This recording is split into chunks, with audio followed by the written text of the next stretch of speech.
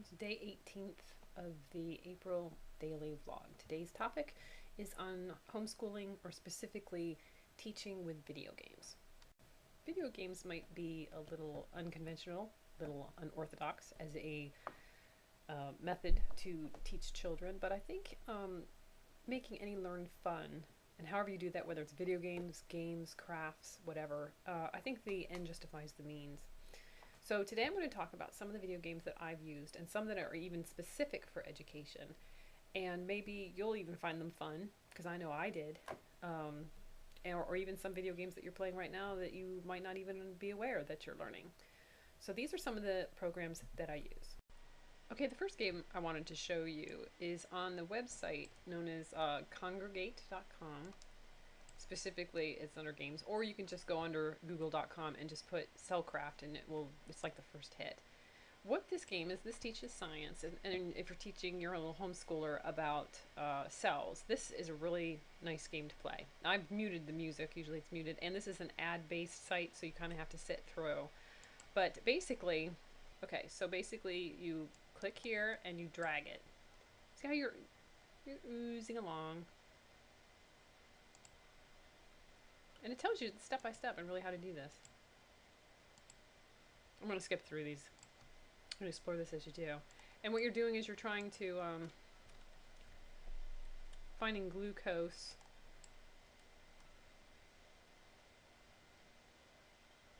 Oh look, we discovered ATZ, the adenosine triphosphate. Yummy. And this tells you what it does. It stores energy. They're like the cell's money. It's kind of a slow game, but it does step by step. And it tells you, like, okay, this cell is actually giving up stuff. Now we have come to something, so we'll consume that. And this is glucose. It even tells you the chemical formula. And what it does. Gives you kind of energy. And you go through the phases of basically developing. And there's things that you can collect. See?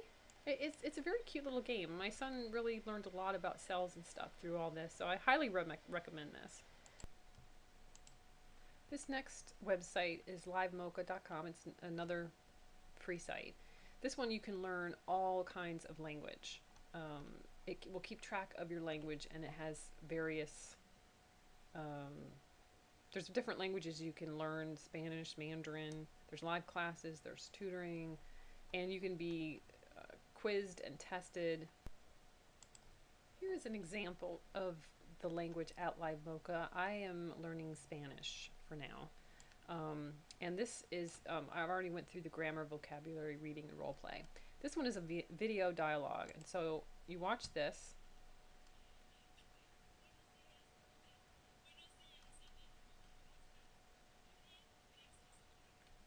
Okay, I don't want to go through too much because I don't want to have this video very long. But you can see here that Anna says, "Good morning, how does Monica answer?" And then basically you pick the correct answer through the videos, and as you can see, there's even subtitles. So you can actually learn and hear.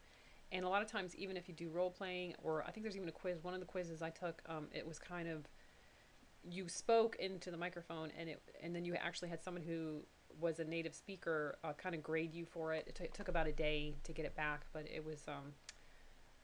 I did pretty well. And then you earn points, and then those points allow you so that you actually get graded by these, other people and stuff. So I'm still kind of exploring the site. Oh, here they are. See, you can learn Icelandic, Italian, Japanese, Korean, Slavic. I was thinking Russian would be kind of neat to learn just the basics of that. So I highly recommend it. It's a very... Okay, so the next program I wanted to show, now this one is actually a download, and you can get this for like PC, Mac. I think I even have an iPhone app, although it's not as extensive as the one you get for the computer. This is how the startup is, and you can see here there's a lot of different navigations. You can show the tips at startups or whatever. I'm going to close that. If you click and drag, you're moving the globe. I let my son use this to simply explore and to find things. I tell him, go find Paris, France, or go find where the Titanic is. And you could put in anything. Say I want to find Washington, D.C. And you can see that it's already listed here. So I can just click on that. And you'll see that it will go back to there. And there you can see Washington, D.C. What a lot of people don't know what this program also has is, let me see if I can find it. You can also show sunlight. Oh, and this is, you can switch between Earth, sky, moon, Mars. So this is sky. Let me see here. It shows you constellations and stuff. This is Mars. Oops. So you can explore Mars. And you have the moon.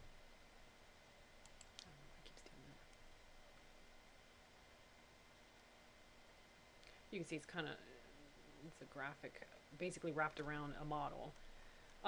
If we go back to Earth, I wanted to show you, I want to show you one more thing. If you go under Tools and enter Flight Simulator, you can pick between an F-16 or an SR-22. I'm going to pick that one because I'm an old lady. You can click a current view, or you can pick an airport. So we will pick London. And since I don't have a joystick, so we'll just click Start. I forget what the controls are. My son plays this more, and I will let him use this, and he uses this to kind of like navigate. The next game I wanted to share with you, your kid might already have this. It's called Minecraft.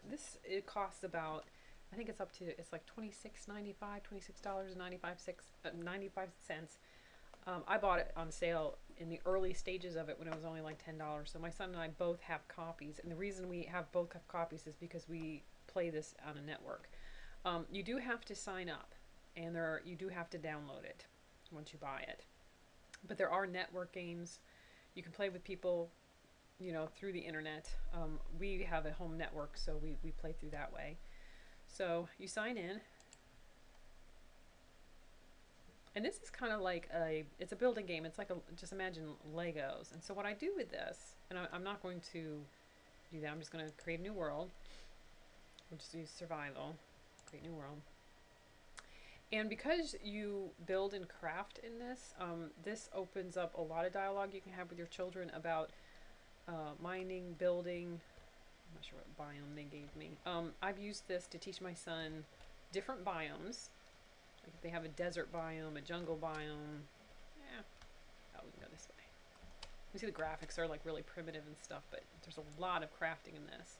Basically what you do when you start is you have to start punching wood, and you got to start collecting resources. And once you get the basics, you click, make planks. Now I can start crafting. So I have a crafting table. Put these two together. We have a few sticks. So this is the crafting table. Put 2 sticks together, and then you add 3, and then you have an axe.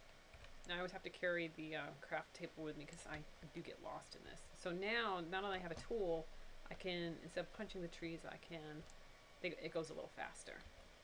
Now here's another thing. You end up getting stone, and you find iron, and then the iron you can make even more powerful tools. You can explore caves. That was a cow. You can go hunting, gathering meat. These things are scary looking. And there are like monsters and stuff in this as well. You do have to build shelter. There's times where there's like zombies and stuff. You can go fishing. So what I do with this for homeschool is I have my son where he builds things, and I had him build the 3 branches of government. He built basically Congress, the White House, and I can't think of that building right now, where the Supreme Court gathers. He's built electrical circuits in the game, you know, because you mine something called redstone. I've had him build Stonehenge. What else have I had? Oh, and we've used this even in chemistry, where when we play together, he has to say what some of the stuff is by its chemical symbol. Like, for instance, iron is Fe, so I'll be saying, oh my goodness, I found Fe. Oh, see, there's a cave there. And gold would be Au, and this stuff he learns just by playing. And then other times, we'll play together and we'll build things together. And it's to teach him any number of subjects, from science to social studies. Um, Science would be like the circuitry and stuff. So this is just kind of like a fun overall game that he can play. So I think it's important to try to make learning fun and to think outside the box to teach your homeschooler. So if you have any questions, comments, or ideas, by all means, add them in the comments below. Don't forget to like, and as always, thanks for watching.